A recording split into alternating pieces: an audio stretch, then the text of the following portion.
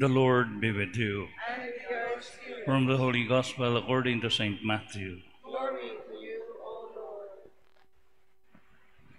Jesus said to his disciples, "Beware of men, for they will hand you over to courts and scourge you in their synagogues, and you will be led before governors and kings for my sake, as a witness before them and the pagans.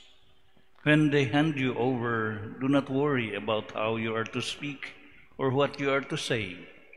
You will be given at that moment what you are to say. For it will not be you who speak, but the Spirit of your Father speaking through you. Brother will hand over brother to death, and the father his child. Children will rise up against parents and have them put to death. You will be hated by all because of my name, but whoever endures to the end will be saved." The Gospel of the Lord. Praise to you, Lord Jesus Christ.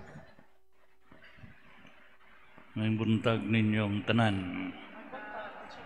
Yesterday, we celebrated the birthday of Jesus here on earth, and today we celebrate the birthday in heaven of Saint Stephen, the first martyr.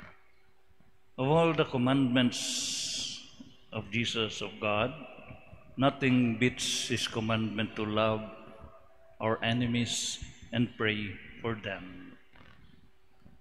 Kay natural na ginanato, masuko ta, murag opposite ning gisugo sa Ginoo nato. Thankfully, that love that Jesus commands us is not our love, a feeling, but a love in action. And how do we love our enemies? Sa mga taong di ganahan nato, o sa taong di taganahan nila, is to pray for them and to forgive them. Because this is what Jesus and Saint Stephen had done. When Jesus was hanging on the cross, he prayed and forgave those who persecuted him, just like Saint Stephen, who forgave and prayed for those who stoned him to death. Lisod ning kinabuhi dili lalim, and that is why in our gospel today, gipahimangnuan ta ni Jesus how hard it will be to follow him, to be a disciple of Jesus. Lisod jud kaayo. And Jesus never promised us nga if we follow him, hayahay ang buhay, wa gyud samot pamagani o kalisod. But consoling ka to ang gospel today, although Jesus did not promise us if we will be kanang hayahay, if we follow him, here at the end of our gospel, niingon gid siya, but whoever endures to the end will be saved. Anna ang daog sa katapusan.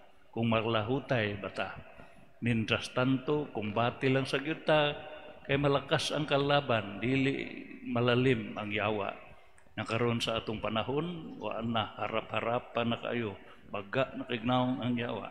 Pero salamat lang kay we have the saints, we have Saint Joseph, the terror of demons, ang Virgin Mary, si Jesus pagyod, ng sacrament, siyaro, daghan kay tag madangpan.